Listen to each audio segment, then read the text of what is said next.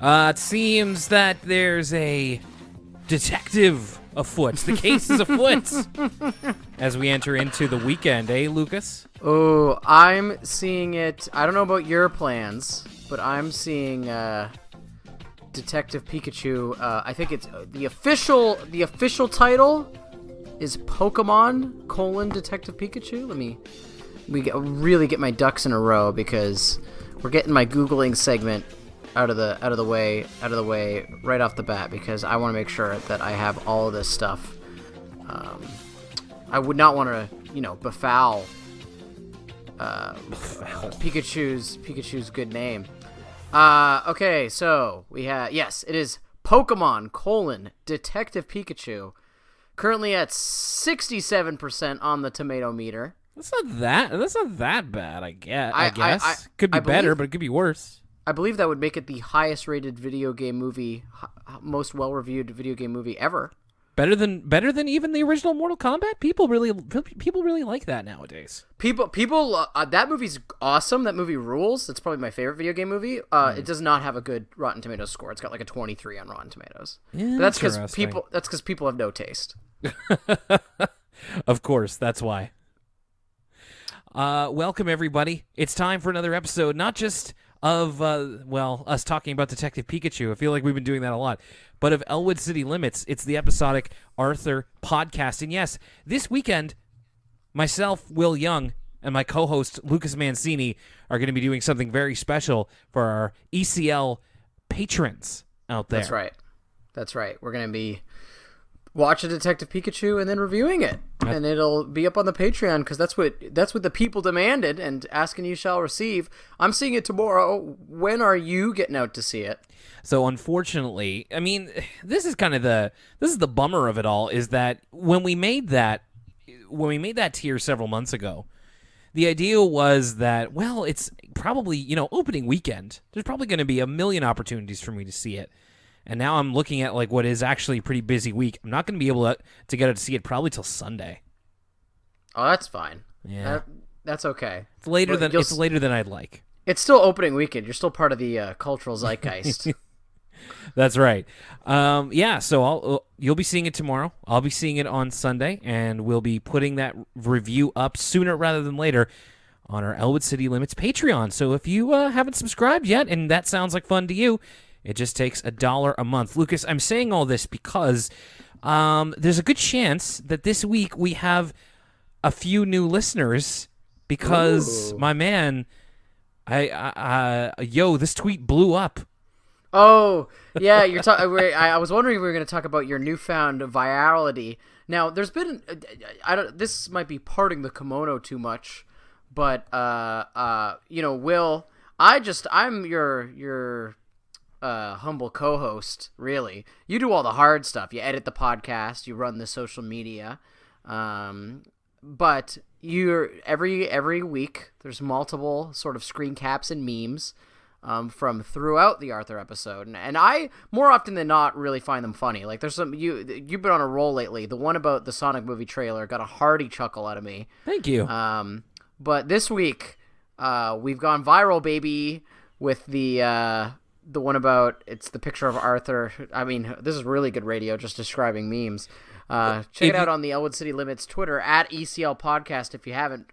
But it's pretty good, meme. And I said this as much as on my personal Twitter as well, that I can never. It's a real gift to be able to kind of be able to disclose that kind of virality.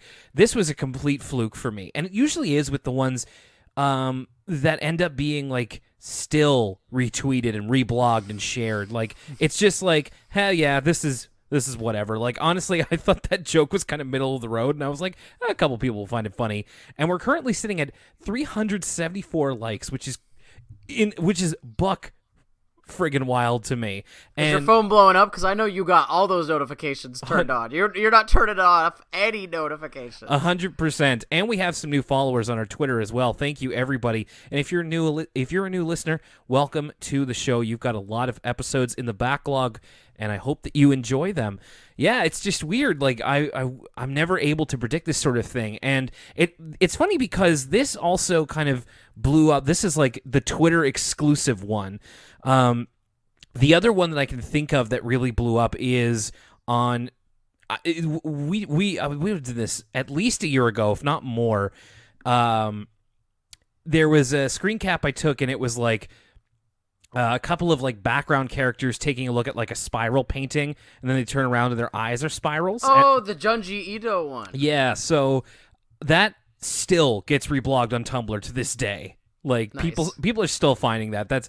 And I was like, it'll be amazing if somebody gets this, and it turns out hundreds of weird kids like myself on the internet get that sort of thing. So I can't predict it. It's just so funny when it does blow up like that. Turns out the more niche you go, the more it resonates with people sometimes. I guess so. But you, Mr. Marketing, maybe one of these days I should turn the keys to the social media over to you. And I know. I if I wasn't so busy, I mean, Will, if I've learned anything from public relations class, it's that, running a social media campaign, you need a strategic plan, and it's a full-time job, and it's a large time commitment, which is why I'm so appreciative with all the hard work you do. But yes, one of these days, I certainly should get out and tweet more. Hey, listen, I've been trying to be good about posting in the Discord, baby steps. Trust me, there is no plan to the things that I do. I'll put it to you this way. Speaking of Patreon content, I just, spur of the moment, a couple of days ago, put up a patron-exclusive YouTube video of me looking through my Pog collection that I found. So there's no plan. I'm like Dean Ambrose. I don't go out there with a plan. I just kind of do things, and sometimes I'm successful. You're unhinged. I'm unstable. Unstable. Yeah. So that's been a fun part of my week. And once again, hello to everybody who might be listening for the first time. I think this is a fun week that you kind of dropped into our humble podcast here. And we're going to get to it as we go through. This is now into season 7 of Arthur, if you can believe it. As we get going here, we always like to start off by going to the Elwood City Limits mailbag. That's elwoodcitylimits@gmail.com. Pretty light this week, but that's okay. We got one from our listener, Norbert. Norbert's email is called Rage Against the DW. Last episode, we were not pleased with the DW representation. Norbert says, as a kid, I was a hardcore DW hater. But having grown up and revisited the series, I've softened up a whole lot, even if she's still my least favorite character. But, boy, he had it all capitalized and bolded, did the first episode of the season reawaken some rage. The only thing I wanted to hear from DW was, I have to go now. My planet needs me. Also, it's interesting to see that they kept up the continuity of DW retiring her Crazy Bus CD. If this episode came out in an earlier season, I'm sure the Mary Moo Cow tape would have been the Crazy Bus CD instead. That's from Norbert, who also says, congratulations, Will, on the marriage, and congratulations, Lucas, on finishing school. Not quite done. I still got to finish out this work term, but I suppose even if I really muck that up, I still won't fail. Well, actually, I probably will, actually. So, I'm not quite done yet, but it's looking good. All right. Yeah, so if you want to take a listen to last week's episode, if you haven't heard it, it was rough going for DW, who we're normally very, very high on. But this week, well, I'll tell you, it goes from one of our favorite characters being used not well to one of our least favorite characters, like twice in one episode. I didn't really expect this going into it, and I don't want to give anything away as to how we feel, but boy, that really came from out of nowhere. Because this week we're starting off with Francine's split decision. I didn't know what kind of a split we were talking about here. As we were going into this, I was like, is it like a banana split? Does she get like split ends or something? Yeah, is James McAvoy playing Francine in this episode? I actually just watched that for the first time recently. It was on Netflix. It's it's okay. Like I don't know. People love that. People love that movie. it's fine, I guess. I think not really my cup of tea. I think he's really, really good in it. I think that M. Night Shyamalan has made 2.5 good movies, and that's not one of them. I think there's my hot take. There's my poll quote. What's the half a good one? I kind of like The Village. Until the No, I like the weird ending. Okay. It's The Village is just okay in my book. I like The Village. I kind of like it too. I might bump it up to 3. He's made 3 good movies. Oh, okay. And the others, I'm guessing, are Sixth Sense and Unbreakable? Oh, yeah, big time. Big okay. Unbreakable fan over here. Love Unbreakable. Now, that's one I want to go back and watch at some point. I haven't seen it in a long time. It rules. It's his best movie. I can't lie. I'm a little partial to Signs as well. Oh, you know what? Yeah, okay, 3.5. I like Signs. Dude, everybody who... I don't know about you, Will, because you're a little bit older than me, but everybody my age has this memory of, like, watching Signs a little too young, and the part where the alien walks by and, like, thinking that was, like, the craziest thing they've ever seen in their life. Like, I have multiple memories of, like, being babysat and, like, watching Signs and being like, this is so scary. It's a very effective horror movie for, like, preteens. Like, if you're just starting to dip your toe, Signs is a fine place to start. It really does tension pretty well the first time you're watching it. Even if it doesn't totally add up in the end, like, it's still a fun ride, I think, at least. Lucas, how many episodes have we had of Arthur where the joke with Buster is that he's eating weird ice cream? Oh, like, in the opening? Yeah. And you know what? I was thinking about this because so we're recording, again, going a little bit behind the curtain here. We're recording before I've eaten supper. And I knew you were going to do what you always do, which is ask me, would I eat the concoction that Buster is creating here? Yes. And you know what? Compared to Buster's orders, like, I feel like Buster has ordered some pretty foul stuff in his day. It made me question, like, why does Brain's mom's ice cream shop even have this? Like, why is there, like, fish guts ice cream or whatever? Yeah, or like... And this one's got some, questionable savory choices. I think he's got, like, pepperettes or, like... So let me get into the flavors here. It's at the Brain's mom's ice cream shop. Okay. So Buster requests. We don't necessarily see all of these. I'm gonna say yes or no to the additions, okay? Let's make this into a game. Okay. Tattoo goo. Okay, actually, before we get into the game, I had to ask, what the hell is Tattoo Goo? I don't know, dude. Like, Tattoo Goo sounds like a new metal band, like Godsmack or something, like, or Puddle of Mud. You know what I mean? Yeah. Yo, opening for Puddle of Mud, it's Tattoo Goo. Oh yeah, little pig. And it's like G and then a U with an umlaut. Yes. Tattoo Goo is playing Batista's theme. Yeah, I don't know what Tattoo Goo is. On the Scorpion King 6 soundtrack. Tattoo Goo.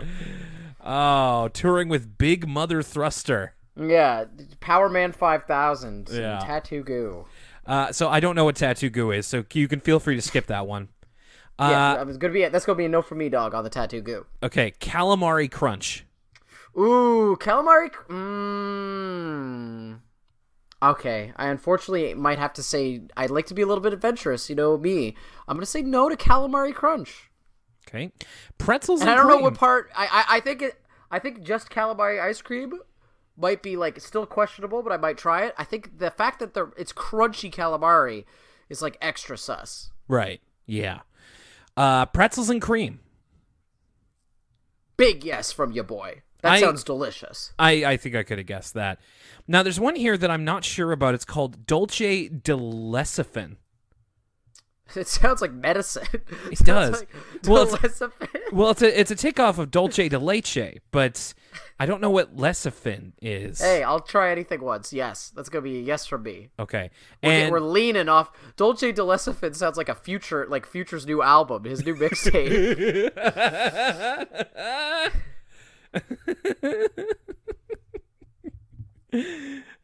Dolce de Lecithin. Dolce de Lecithin. Promise, I swear. Dolce de Lecithin. Lecithin right. sounds like a type of cough syrup. Now that you mention it. Yeah. And so Buster has it in a sugar cone with jalapeno jimmies, which he calls the sprinkles jimmies, which I think is like a regional thing. I'm gonna say yes to the jalapeno jibbies. Okay, Man. I think that the coolness of the ice cream balances out the heat of the jalapeno jimmies for a sort of umami flavor. Okay. All right. So more yes than no with this concoction, which is, I mean, I always think it's kind of funny.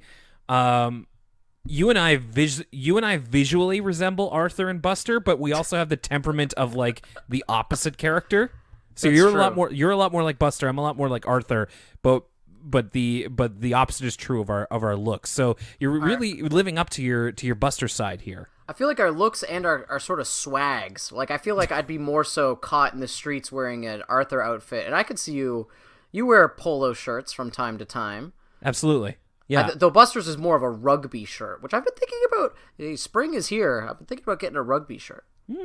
Might not be a bad idea. Okay, so that's the ice cream, and the cold open is almost entirely unrelated to the episode. It's just with the theme of have you ever bitten off more than you can chew. Buster's got this crazy ice cream scoop, and then he actually drops it on the floor, but then he performs emergency surgery. He's like requests the tongs from Brain, and then this is very prop comedy. This is very Carrot Top Gallagher-esque comedy from Buster here. And you know what? I thought it was kind of funny. I was like, all right. We don't often see physical comedy in Arthur, so I was like, okay. Well, and then Buster says, "Oh, I found some nuts on the floor," and then just eats it. So, how about that? Would you eat it off the floor? Is it that good? Floor nuts. Would I be into the floor nuts? Probably not. Floor nuts. No? Okay. Good to know. Good to know where your limit's at. Calamari crunch and no to floor nuts.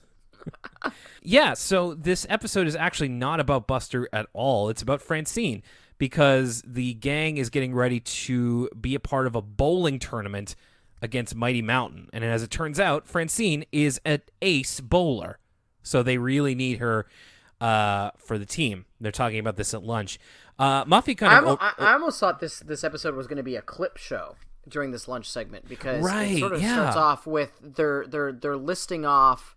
They're kind of anxious about playing Mighty Mountain again, and so this is I really got thinking that this might be an inside joke amongst the writers, because there's been many episodes up to this point where sort of the set piece of the episode, or sort of the backdrop of the episode, has been this anxiety about, oh, we always get beaten by Mighty Mountain. Yeah. Except that they always end up beating, there's some Deus Ex Machina, and they always end up beating Mighty Mountain in the end.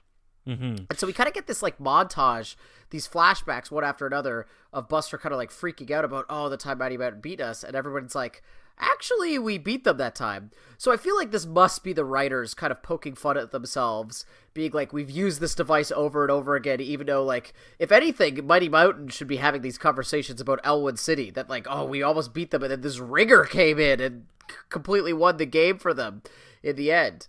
So I thought this was, in a weird, like, almost fourth wall breaking way, this was like a fun wink and nod from the writers. That's a good catch. It didn't exactly hit me the same way, but I see what you're talking about. You're right. They do a couple of clips here. I'm struggling to think of. I have the episode in front of me. I'm trying to figure out, because they do the episode where like Francine and the Brain were fighting and couldn't get on the same page. I think it was the big blow up from season 2. Right, and the baseball episode is from when the Brain was really superstitious. Yeah, Friday the 13th, from just a few episodes ago, actually. Did you also notice, now, Lucas, I know you kind of missed this in the last episode, but did you notice Brain's new voice? So, two things. I much more this episode noticed Arthur's new voice. Yeah. It was a lot more apparent that the voice was different, and I was actually a little bit more not a fan of it this time. Like, there's some reads where I didn't feel like Arthur was really selling it. Like, the Arthur voice, he was a little bit like, oh no, it kind of reminded me about when I'm a big Seinfeld fan, but one thing the things about Seinfeld is that Jerry Seinfeld can't really act. Like, he just kind of like has this one voice he does when he's supposed to be reacting to something, where he's like, "Oh no, oh you can't do that." Where he's like not really acting, he's just kind of like saying his lines. But I don't want to be a pirate. Yeah, but I don't want to be a pirate. A little bit of that from Arthur in this episode. Not really enough to bug me, but just something I noticed. Not sure how I feel about the brain voice either. I mean, anything's better than Steven Crowder, but the brain voice, very young sounding. I suppose that's what they want, because these Brain and Arthur voices keep aging out, even though Buster is evergreen. Yeah. But the Brain voice is very, very young compared to the voices we've had previously. Almost sounds completely different, but I'm sure it'll grow on me. It's not like he's bad or anything, and it gets the character across. I think it works. It kind of makes it makes him sound a bit more like an egghead. He's got more of like a Doogie Howser vibe. Yeah, a little bit. As opposed to kind of like the Sheldon vibe that we were getting from him earlier. Mm-hmm. So, yes, they're trying to make sure Francine's good to go for the bowling. Muffy kind of comes in and is just like, "Hey, can I bowl with you guys? That sounds, glamorous," or whatever it is.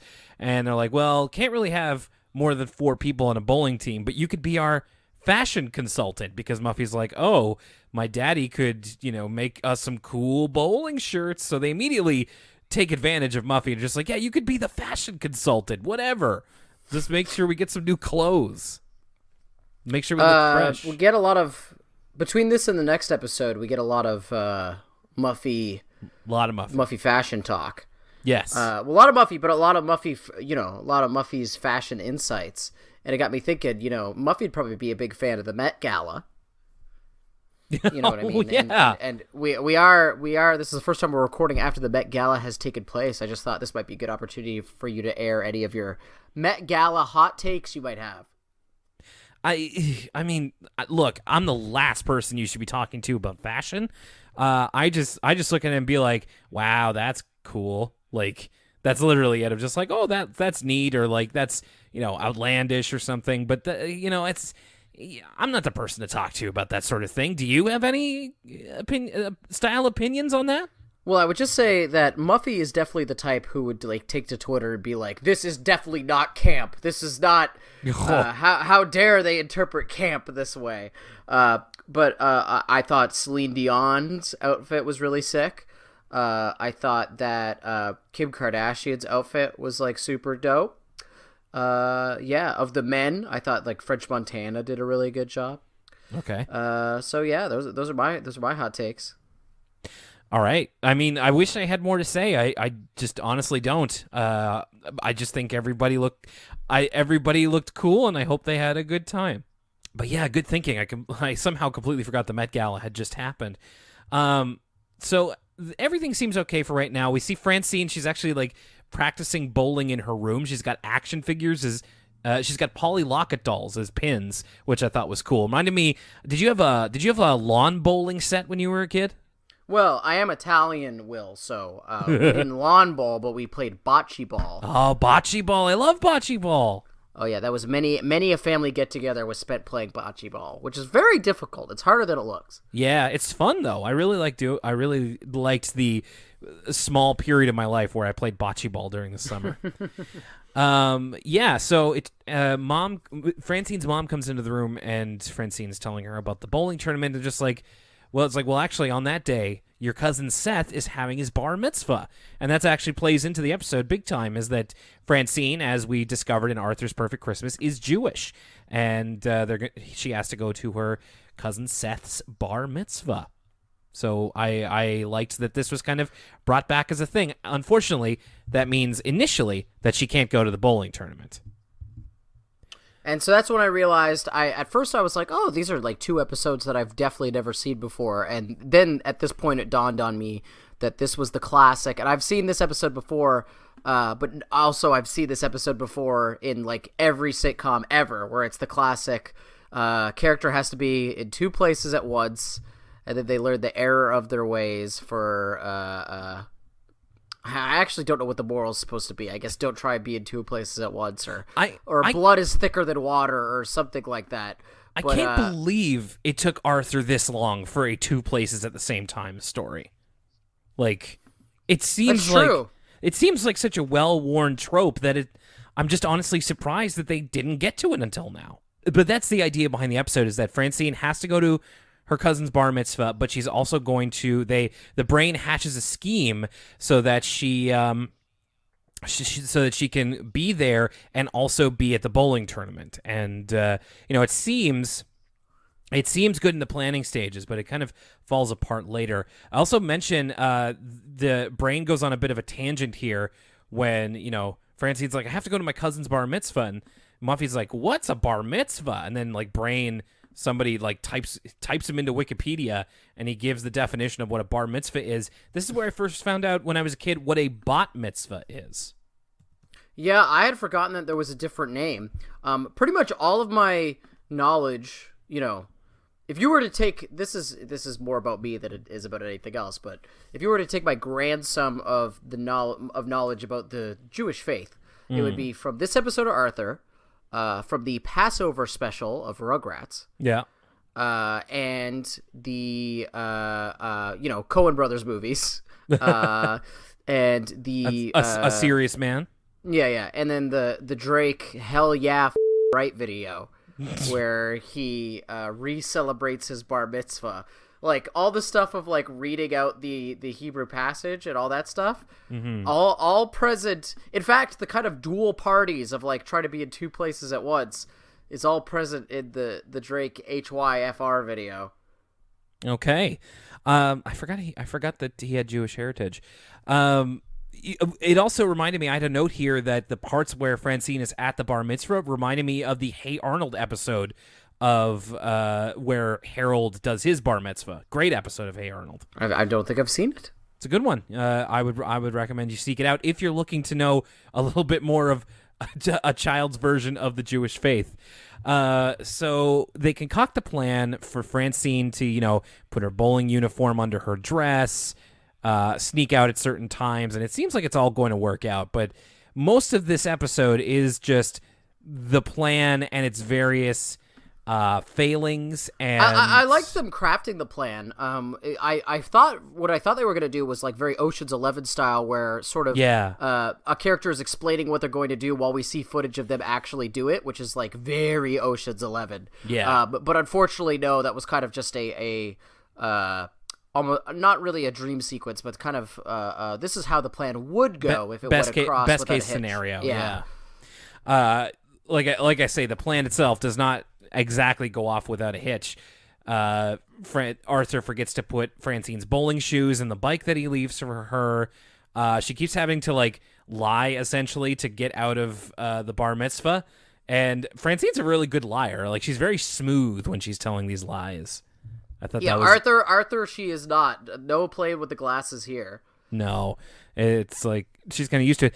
Also, the whole thing when Francine is at the bar mitzvah, because originally she's this is going to be so boring and all this kind of stuff, but every time she's there, she finds something else to like about it. Whereas when she goes back to the bowling tournament, something's going wrong. She has the wrong size shoes, or this or that, or Muffy takes her turn, and she's bowling like an amateur with the whole double hands, underhand kind of thing. So that ends up leading to kind of the end of the episode. I'll be honest with you, I don't have a lot of notes from this point on. It's just kind of a very almost prototypical two places at the same time story until Francine eventually gets found out. No, I mean, the only things that you didn't really touch on is that Francine's cousin seems like a cool guy. I think he's the throwaway character of the week. Really? Yep. I would have guessed somebody else, but I'll save that for later. I feel like they have too many lines of dialogue. I think the classic throwaway character of the week has to be truly throwaway.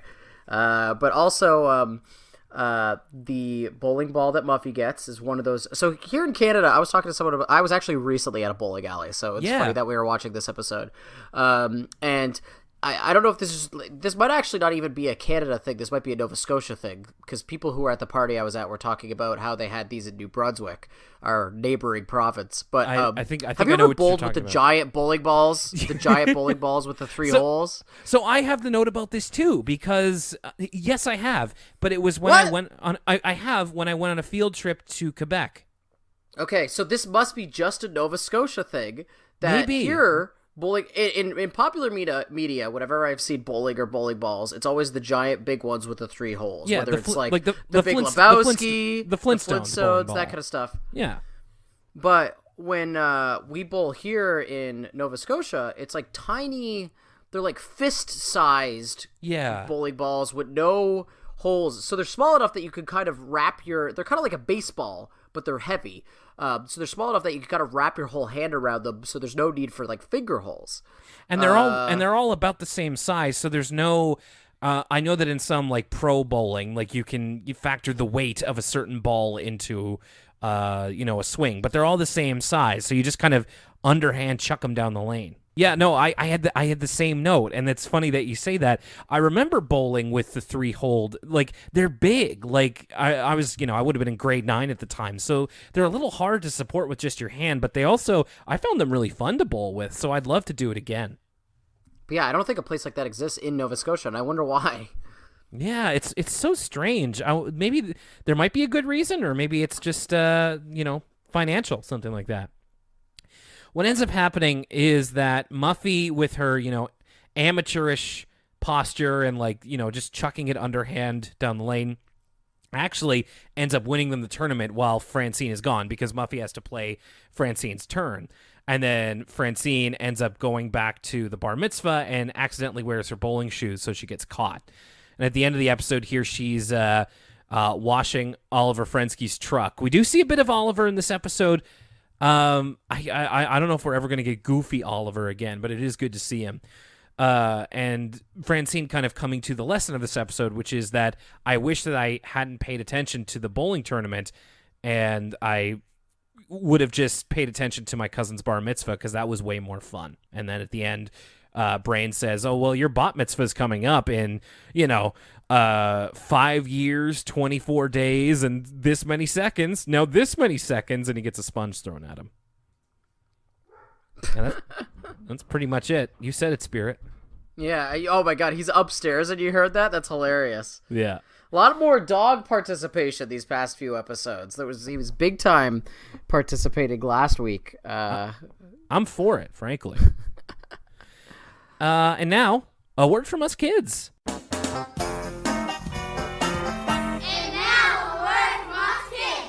This has been making a bit of a comeback lately, no? Oh, and I'm excited about it. I love a word from us kids. I always have. I'm big on the 90s nostalgia. I love peeping all the fits from back in the day. And sometimes I feel like there's always at least one line from Word from Us Kids where I'm like, oh my God, this kid's hilarious. Right. For instance, in this one, it was so they're doing timelines. They're learning time management in elementary school. And then one kid sneaks this line in where he's like, and then once school starts, I go to bed, which is very funny. Yeah, they're all making their daily timelines for what they do in a day and what they do in a week. It was just so nice to see like all of these kids with like, relatively little responsibility of like, I get up, I have breakfast, I go to school, I go to band practice, some days I go to soccer practice, then I go home and read and talk on the phone, and then I go to bed. I'm like, what a simpler time it was, eh? One kid plays with their turtle. Yeah. It did feel a bit like a throwback to the earlier seasons of A Word From Us Kids, with the way that they animated some of the kids' drawings, and like they were just kind of focusing on one school activity. Like in the last episode, they were going on the whale watching tour, which is a bit more kind of outside the classroom. I feel like we haven't gotten one of these in a while. Yeah, we haven't got a good, oh man, I'm sorry, I got distracted because it zoomed in on one of the timelines, and there's some kind of bizarre activities, like, wait a second, let me see if I can pull this back. There's a part near the end where they zoom in on a big timeline here, and I saw, I think at some point it just says twin cousins, which I don't know if the twin cousins are coming to visit, or if there's just an allotted, okay, chorus, leave school, leave for dance. Okay, A+ dance, don't know what that is. Get home from dance. Okay, get ready for lacrosse. Okay, here we go. School, okay, write down homework. School ends, walk home, snack, twin cousins, homework, shower, dry hair, can't crimp hair, I don't know, PJs, and then supper. So twin cousins, sometime between snack and homework, twin cousins takes place. Don't know what it is, but it takes place. It seems like, okay, she also has signifiers for like where each location is, and twin cousins is at home. So interesting. Twin cousins. It's a mystery. Okay. And in between bed and okay, so there's also brush teeth again, talk on phone, and then bed. Huh. I mean, like I said, these kids have such worry-free lives. It's nice to take a peek into their daily schedule. They also had a fun little like made-up song that they had the kids sing at the end. And so they like started off with the girls and then ended off with the boys. And I liked how the boys kind of ad-libbed a whoop, whoop, whoop, whoop. It's like the Migos. It's like Marty Skrull's theme music. Oh, yeah. All right, and before we get into the second half of our episode, here's a word from us, kids. And now a word from me, Lucas Mancini of Elwood City Limits. Don't forget to chat with your Elwood City Limits pals on social media with facebook.com/Elwood City Limits or at ECL Podcast on Twitter. We also have a Tumblr, elwoodcitylimits.tumblr.com, and an Instagram at Elwood City Limits. If you want to send us a question, send us an email and get it read on the show at elwoodcitylimits@gmail.com. You can find the entire episode archive at elwoodcitylimits.libsyn.com or on your favorite podcast service. If we aren't on your preferred podcast app, let us know, and we'll do our best to get on it. Thanks as always for supporting us here at Elwood City Limits. Now, back to the show.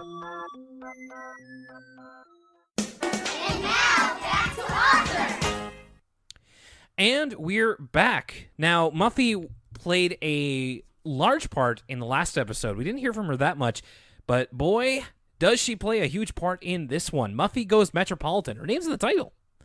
And this episode, I feel like the writer wanted to get some, or maybe more people on the creative team. They had some shows they wanted to reference from perhaps their childhood. I don't know if you caught this, Lucas, but the entire cold open here is an homage to a 60s sitcom called That Girl. Really? I did not catch it. I was just excited that the episode was starting with a song.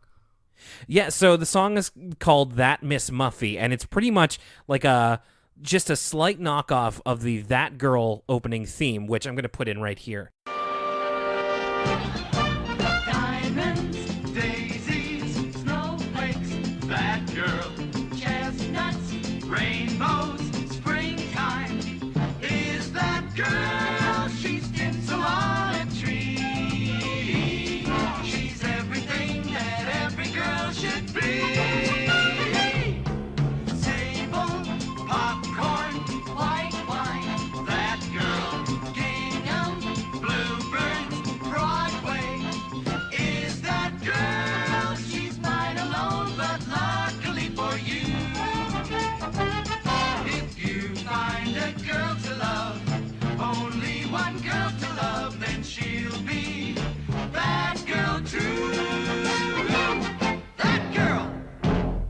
And if you kind of put that back and forth with That Miss Muffy, it's pretty much the same. And the opening is the same as well. Like like all the shots and stuff? Yeah, like the gags with like winking at the mannequin and all that stuff?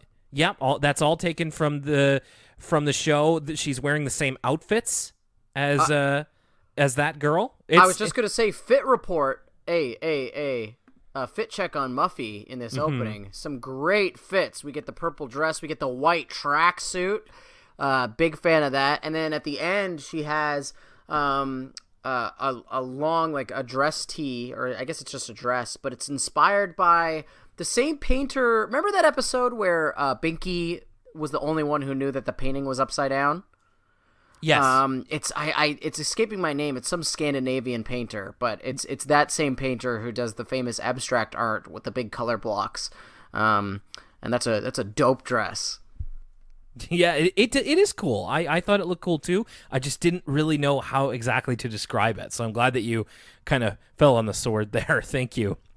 So yeah, that's the entire cold open, and it's pitch perfect. I watched the opening right after this Arthur cold open, and it's like nearly 1-to-1, and it shows that there was probably somebody on or some people on the team of either animators or writers who really liked that girl. So it's just kind of a funny homage to one of their favorite shows, I guess. And it fits in with the theme too. The rolling plot of the episode is that it's a 3-day weekend coming up, and Buster with a great line here: happiness is pizza on a Friday right before a 3-day weekend. Is that not the truth? Oh my gosh, yeah, we got a 3-day weekend coming up here in Canada. It's Victoria Day weekend because we're still a Commonwealth country. Yeah. You got any big plans, Will? I'm going to be watching the WWE Network pay-per-view. Ooh. And little else, probably working a little bit, but nope, not going to be getting up to too much beyond that, just hanging out with my wife. I'm going to be celebrating the end of classes, essentially, by going on. Me and some of my closest classmates are going to an Airbnb in Cape Breton with no Wi-Fi. So that'll be a fun time. Nice. It's always good to unplug every now and then. Yes. So haven't done that in a while. The kids are all talking about what they're going to be doing over the weekend. Arthur owes DW a bunch of games. So again, Arthur, terrible gambler, has bet a lot of his time away. Sue Ellen mentions that she is going to Crown City. I believe this is the first verbal reference to Crown City, which apparently is like Elwood City's version of either like Capital City from The Simpsons or like Metropolis in the DC universe. It's kind of like Elwood City's version of New York. Right. It's like Elwood City's a city, but it's not like Crown City where, Elwood City's not a city that would have a subway system, perhaps. It's probably closer to something like our city. Like Halifax is a city, but it's not a capital C city. You know what I'm saying? Like Toronto or something. Exactly. Mm-hmm. And they even have a theme song, Crown City. Which, again, lots of great music in this episode. The Cloud City theme song goes. It bangs. Not Cloud City, Crown City. If Cloud City had a theme song, Lando's got swag. I'm sure Lando could drop some sick bars about, Cloud City, it's up in Bespin. I got Lobot making sure he's my best man. No.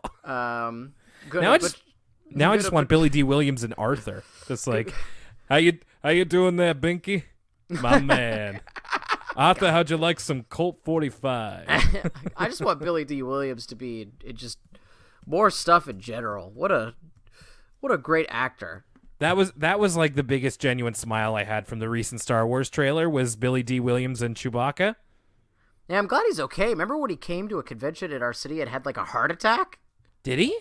Yeah, like at the because he played he was signing at HalCon. And he had there was some sort of medical incident with him. I think this might be all hearsay, but I could have sworn I heard about that. Oh man, well I am glad that he's okay and still with us. He certainly deserves to be. He's a ray of sunshine. He is, and I wish that he would be on Arthur. Yeah, I agree with you. I like Crown City's theme. It's very catchy. I've been kind of humming that to myself today. Just Crown City, you're dynamite, you're peaches and cream. It's very good. So everybody is talking about all the trips that they've taken to Crown City before. Like Buster was there for an eating contest. Arthur went to go visit a museum with his family. But it turns out that Muffy has actually never been, which she covers up at first because she doesn't want to, seem beneath everybody. But she also ends up kind of worming her way into Sue Ellen's trip to Crown City. She does it. I will say she really pours it on when she's just like, trying to convince Sue Ellen to take her. There's even a shot of where we get a close up on Muffy's face as she's looking at Sue Ellen and she like literally bats her eyes at her. I know that's kind of like Muffy's lying is like, because we get a little bit of Muffy lying in this episode. It's funny how you mentioned Francine's a good liar earlier. Muffy's much more the Arthur school of lying, where she's kind of got an obvious tell. Well, it's obvious because she like puts on a whole other voice. Yeah. But you're right. She's really transparent, and Sue Ellen, I guess, a little bit too trusting. But all the same, yes. So Sue Ellen agrees to take her, and Muffy has this idea of Crown City from all the things she's heard. You know, it's going to be like penthouses and room service and, you know, luxury limos and all this kind of stuff. And Sue Ellen trying to tell her that it's not exactly going to be like that. But Muffy, you know, they show up to her mansion and she's got her luggage out and it's all like pink and frilly and for like, looks more like she's staying for a week than for 3 days. And, excuse me. And on the way there, Muffy is so excited she can't stop singing the Crown City theme song. Gotta say, being trapped in a car with Muffy seems like its own kind of personal hell. Yeah. I mean, we might as well get into this now, but Muffy really goes on a spree in this episode in terms of like, I mean, Muffy's always unlikable. It's very consistent. It's not like DW where all of a sudden in last week we were like, wow, DW is really uncharacteristically unlikable in this episode. Yeah. This is just Muffy being Muffy, but it's like, oh yeah, I forgot. Muffy sucks. I want to be a little bit kinder to her. Like, I really wanted to be too, because you know what? I actually kind of like. It's funny. The Met Gala's been on my mind, and when Muffy's talking about like going to the gallery, it's like, okay, Muffy, she likes culture. She likes the finer things in life. She's a purveyor of the arts. Like, I could kind of see some things from Muffy's perspective, but then like when we get to later on in this episode, she just is beyond the pale. Like, it's insane. Mm-hmm.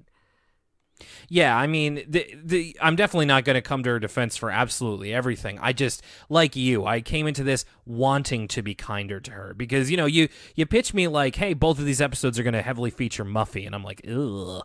But I wanted to give it a try. I wanted to see about it, and we'll see how we feel by the end. So as they enter the city, again, great music. We get this really dope saxophone riff. Really cool saxophone melody plays them in as they kind of go through the kind of more swanky district, the downtown New York of Crown City. But then they start to go into not so much the projects, I'd say, but just kind of the inner city. And Muffy is kind of like, well, like, where are the hotels? Where are the theaters? Where is all this kind of stuff? And they're staying with, oh gosh, I forgot to write her name down. The name of Sue Ellen's former babysitter, I want to say. Right, and so I assume this is who you thought would win Throwaway Character of the Week this week. No, actually, that wasn't my guess. Interesting. We haven't gotten to my guess yet. Oh, you know what? Actually, okay, I know exactly. I think I might know who you're talking about, and there might be a competition. We'll save that. I forgot it. Oh my goodness. Yes, so they stay with Sue Ellen's former babysitter. Sorry, I'm just getting her name right now. Her name is... Oh, I'm so sorry. Carla. Carla's her name. And she's kind of got like a Russian accent a little bit. Reminded me kind of Lana in some places from WWE. Ah. So she really rolls the R's on some stuff. So Muffy has a list of things that she wants to do. 3 things. Like go to a fancy restaurant. She wants to go on a shopping spree, and then she wants to take in a tasteful cultural event. So the first thing they do is go to a restaurant. You know, Muffy thinks it's going to be like fancy and French, but it's actually an Ethiopian restaurant around the corner called Addis Ababa. And Great like I was saying, Will, I had not eaten dinner. I still have not eaten dinner. No. This was like this food looks so good. Like, it looks so delicious. Oh, and the gimmick of it is really cool too. It's like they give you like this giant bowl of basically all the ingredients you would need for a meal, and then you like you separate a piece of bread and you just dip the bread in it. And Muffy's like, where are the utensils? And just like, nope, you got to use your hands with the bread. That sounds so cool. I'd love to go to a place like Addis Ababa. And it did look pretty delicious. You're right. What? Wait, just a second. There's some sort of listing for it's called Addis Ababa Ethiopian Restaurant on Quinpool Road. What the? No, there isn't. Hang on. It's on Facebook. 6184 Quidpool Road, Addis Ababa. What? No. Okay, so to be clear, Addis Ababa is the capital city of Ethiopia, so that's where they get that from. Okay, hang on. Okay, I'm starting to suspect this place is not real because only 3 people have ever checked in. It is an unofficial page. So this might be just some kind of like joke. Their phone number is 902. Oh, I'm not actually going to say their phone number on the pod. I was caught myself there. Okay, that's not real because I googled what I googled was Ethiopian food Halifax. Mm-hmm. I'm looking on Yelp right now. Somebody's asking about it. Apparently, it got shut down a couple of years ago. Dang, that's too bad. After this, I was like, this sounds actually like a cool night out. No, the closest we have is Mary's African Cuisine, which I haven't been to. Mary's African Cuisine? I don't know if I've heard of it. Yeah, I've seen that. It's on Barrington. Barrington. Okay. I'm not around downtown very often, but I'm gonna have to look that up. So Muffy is not exactly pleased with how this trip is going so far, but she's still, keeping high hopes that she'll be able to do something, fancy. She's wearing speaking of wrestling, she's wearing like a Lacey Evans hat, like a big pink hat with like the thing on the chin wrap underneath, whatever you call it. We get another fantasy of her going on a shopping spree, which is next on her list.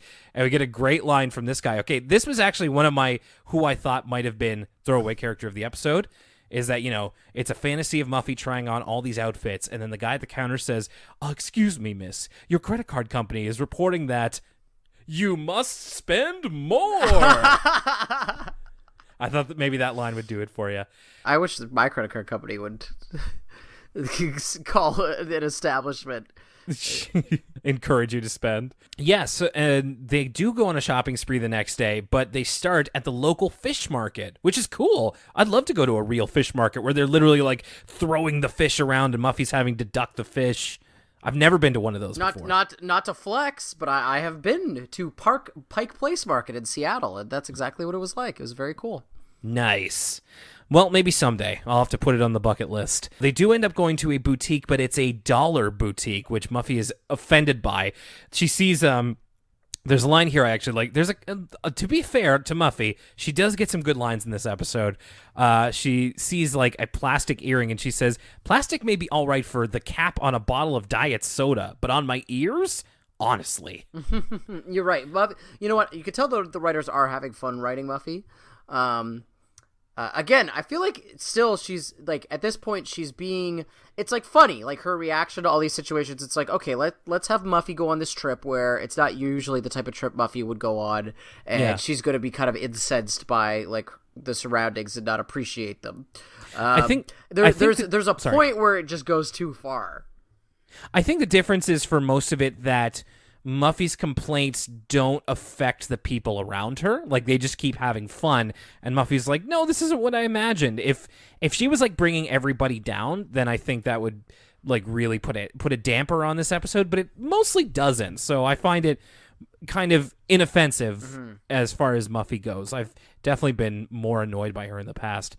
They go to a hot dog cart.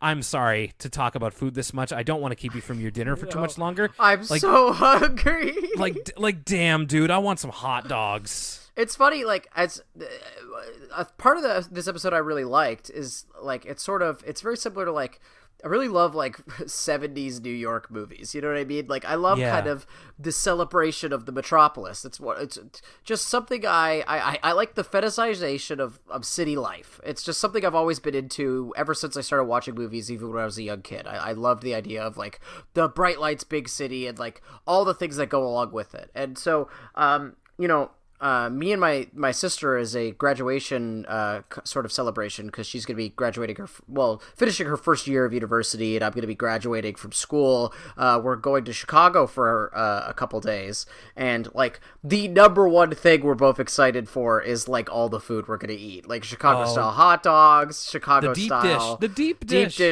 dish pizza. Yeah, go to the Portillo's, go to the Chick-fil-A, go to the whole 9 yards. And so I think that this episode does a good job of, like, You go to a big city. What's the cool part? The street food, baby. Mm-hmm. I mean, when I went to Vancouver, that was another thing that blew me away, was just like, oh, you could just never eat at the same place twice and eat somewhere amazing for like a full year. So cool. And it makes me want to go back to a big city too. This is actually great. This is great tourism for, major American cities. It makes me want to go back there or visit for the first time. I look forward to visiting Chicago sometime as well. Never been there. We get another Muffy fantasy sequence where she's thinking of the cultural event she's going to take in, and she imagines it as an art exhibit where everything is about her. And this is the throwaway character I kind of had in mind here. If not the credit card guy, then Andy Warthog. And you know what? I take back what I said. Unfortunately, too, Francine's cousin, Andy Warthog, is indeed the throwaway character of the week. And this is my favorite part of both of these episodes. This part is fantastic. It's a clever-ish takeoff on Andy Warhol. And what I like best is it's Buster's voice actor, Daniel Brochu, doing this very, breathy, what do you think of my new exhibits? And, all this kind of stuff. I also really liked the inclusion of, there was a Keith Haring, or Keith, is it Keith Haring? Yeah, Keith Haring. There was a Keith Haring stand-in, which was, Keith Haring had long since passed away, when this had come out, but it's interesting because it's like similar to Andy Warthog, how it's just Andy Warhol's likeness, like they literally make it look like Andy Warhol. The Keith Haring, it's like a fish, it's like a herring fish, but he looks like Keith Haring as well. And I used to be way into Keith Haring back in the day, so I thought that was really cool. Yeah. It was a funny little shout out there, and I think Andy Warthog's new exhibit is broken up cracker on plate. It's a great design. Again, it's a very old reference. It's for your parents who would have watched My Girl or excuse me, That Girl when they were young and grew up in the time Andy Warhol was popular. So that's right. WrestleMania 2 is the one with Andy Warhol showing up and friggin' Cyndi Lauper? Or is that 1? Is that WrestleMania 1? It might be 1, 1985, or 86, sometime around then, for 1 and 2. But actually the cultural event they end up taking in is they go to a poetry slam at this art house. And as we go in, there's somebody doing just, beat poetry, and the first line is, "So let's take a riboflavin ride on a chartreuse caboose." Kind of just stereotypical, artsy fartsy poetry slam type stuff. I thought it was funny. And Muffy is way not impressed. This is the last thing she wanted to do, and it's not at all what she imagined. She gets gum on her dress, and then she starts loudly complaining, which normally, not a fan of, but then they put the lights on her. The bongo guy starts going again, and Muffy ends up doing her own slam poetry, just complaining about the city, and it actually kind of works. I thought that was funny. Yeah, and the two the bongo guy and the guy on stage are both way into it. They love it. Yeah, and they give her thumbs up. Everybody applauds her.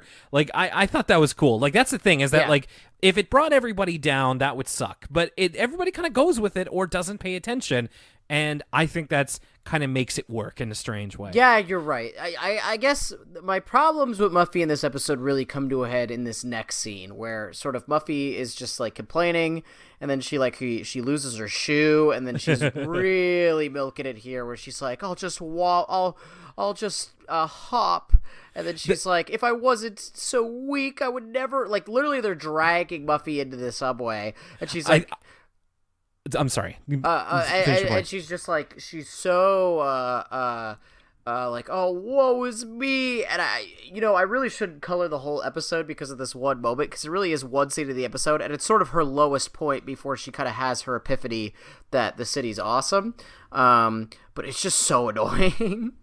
I have to be honest with you. I thought this was really funny. I have a bunch of quotes written down from here. Before she gets her shoe caught in a grate, and before that she just goes, "I am done, which I thought was funny. Then she, like you said, she gets her shoe caught, and then Sue Ellen's like, Buffy, your shoe, and she's like, no, leave it, I'll hop. She's just committed to feeling miserable. And the line that you also said there too, you do realize if I were not so weak, I would absolutely refuse to go down here. Like, they just tickled me in the right way. And especially considering where the episode goes after this, where we kind of wrap up, it ends up being kind of okay. So they're down in the subway, and Muffy kind of takes in the city a little bit, at least from here. They're in a very, very nice looking subway station. It's like, you know, lots of nice street lights and chandeliers and that kind of stuff. And it's very pretty looking. Great design on this. Great background. Muffy sees street performers who are like playing music and playing especially well. She likes that. There's a pretzel cart. I want pretzels now, Lucas. I know. I'm sorry. Again, they're cheese stuffed pretzels. Yeah. Oh God. She sees ballerinas getting off the subway. She sees subway ads for the symphony and other events coming up. A musical called Rats. And a lantern festival, which is going on that night, which kind of reminded me a little bit of the end of Russian Doll, if you've seen that on Netflix. I have not, but I saw the memes. No spoilers, but there's a like a lantern festival at some point. So they decide to go to that. Muffy's cheered up a little bit. She's going to go buy herself a pretzel, and they're going to go to this lantern festival. And this is kind of where the episode ends. They get off the subway, and Muffy starts singing the Crown City theme. And we end on a shot. Earlier in the episode, Muffy bought a beret with like a cow pattern on it. Right. And she throws it up and like into the air, and she did this in the cold open too. This is actually a reference to the Mary Tyler Moore Show. Again, another old show that I'm sure these creators grew up on, where she would, like, during the opening, she would throw her hat up into the air. So again, another really interesting reference that it really seems like everybody involved kind of went a little bit extra on this one, and it's appreciated, even though I may not completely appreciate the reference. All right, let's take it from the top here. Let's go back to Francine's split decision. Lucas, what did you make of this one? I didn't really like Francine's split decision. I mean, there's nothing particularly wrong with it, but I just kind of mentally checked out because it's so... one things we always laud Arthur for is that sometimes when it's doing more of the kind of like sitcom-y, like formulaic episodes, it always kind of finds its own unique angle. It's very creative in that sense. And I just thought this was so like tried and true, like two places at once, that like my brain I found it really hard to pay attention. There's nothing wrong with the episode. Like there's no glaring flaw or anything, but I just kind of got bored because I could see where it was going. I liked, as far as things I liked about it, I liked the Ocean's 11 montage. I liked all the stuff about sort of Judaism, and like I love it when like kid shows explain that kind of stuff because I find it really interesting because it's not necessarily something I'd be exposed to otherwise. But besides all that stuff, all the actual like hopping between event stuff, I was just like whatever, checked out. I agree. I didn't have a lot to say about this episode. It was kind of just meh, not bad. Not good, just kind of there. But I agree. I think some of the stuff around it, like Francine's relationship to Judaism, and then in the end, I did like the message of like, man, I should have done this fun thing with my family instead of worrying about this other thing. Even though a bowling tournament is a perfectly fine thing to worry about, I did kind of appreciate that it ended up there by the end of the episode. I just don't have a lot to say about this. Like, it's very much... You kind of know where it's going if you've seen one of these before. And, of course, it's for kids, so a lot of kids maybe haven't seen the two places at once gag before, but you and I have. So that's a good point. This might have been my first two places at one gag. Mm-hmm. But, we've seen it before, so it doesn't do a whole lot, and there's not a whole lot to say. They kind of play it very close to type. So, whatever. Don't begrudge it. It's just, meh. I gotta be honest, Muffy Goes Metropolitan... one of my favorites of the season already. It's weird. I really didn't expect this, especially going into it. I was like, oh, it's a Muffy episode. I found it really refreshing that we changed locales for this. I thought that Crown City was super interesting. I loved the idea, just kind of the idea of it being around the characters of this, even bigger city that you can go to, and Muffy's kind of expectations of it. I thought Muffy was actually funny in this episode. I copied down quite a few of her quotes, and like I said, they managed to find a way to make her stay true to her character game, but also not have her drag down the episode as a result. Which is a big change from, say, the last episode, Castaway, with DW, which I thought did bring down the episode. This was Muffy being true to type, but not letting it affect the enjoyment of what was going on. And by the end, I actually really like Muffy's turn, where she sees another part to the city that has what she was looking for all the time, or she goes in with expectations and ends up finding something better, which I really appreciate as kind of an end goal for a character. I just thought this was really fun. I don't know if it's, one of the best episodes of the series, or we'll see if it's one of the best of the season, but I thought this was really enjoyable. And especially for a Muffy episode, that's high praise. So I think they did something really cool here. And like I said, it seemed like there was some real inspiration behind this one. Like they really wanted to make something cool out of this. And I'd say they succeeded. Well, if you've ever read any film criticism, you know that a lot of movies, the main character isn't actually the main character, but it's the city of New York. And in this case, the main character is not necessarily Muffy, it's Crown City. And that cliche aside, I actually tend to agree with you. It sounds like I'm more down on Muffy than you are, but I think it's because that, I don't know, I think I put myself too much into Sue Ellen's shoes and just thought about how annoying it would be to go on vacation with Muffy. But you make a really good point. She kind of does have her redemptive arc in this episode, which in the episodes where we have the biggest problems with Muffy, she doesn't really grow or learn. She just kind of goes back to the default. And so I think that's one of the reasons why it's kind of earned all her suckiness in the start. But like I said, this episode, I call it an ad almost subconsciously because this episode really had me thinking about, all these like movies I watch, like Manhattan or movies that are just about living in the city. And how much I sort of relate to those, and how much I sort of just love that setting, and I love this celebration of metropolitan life. And so this episode got me thinking about excited to go to Chicago. It got me thinking about all that stuff, and I was like, you know what? This is really like an effective piece of like sort of bottling up that feeling of like, ooh, we're going on a trip to the big city. Look at all these things we can do in the big city, but with its own Arthur spin on it. And similarly, I really enjoyed it. And maybe I'm sort of delirious from hunger and all the awesome, like, almost like this is the closest Arthur has gotten to like Studio Ghibli in terms of like making me hungry with animated food. But I also really enjoyed the episode, and I thought it was a really, like you said, original. Something we don't really talk about that much is how a lot of Arthur episodes, if they're taking place at the school, the backgrounds are already drawn, so they can reuse art from previous episodes or assets from previous episodes. But all the Crown City stuff is completely original, right? They have to start from scratch. So I think that's something to be lauded. And again, like Andy Warthog, that's just incredible. And I hope we see Crown City again. I hope we go back there in some form or fashion. That would be really cool. Great. I'm glad that we both kind of we ended up kind of getting the same thing out of that. Not that we always have to agree, but it's funny how you mentioned it being a very original episode versus, Francine's Split Decision, not exactly what I would call an original episode. So you kind of have a little bit of mix of everything in this one. And that's going to do it for this episode of Elwood City Limits. I'm going to wrap us up quickly here because I want Lucas to go and eat, for goodness sakes. I didn't realize I was keeping you from dinner. Next time on the podcast, thank you for listening, by the way. We really appreciate it.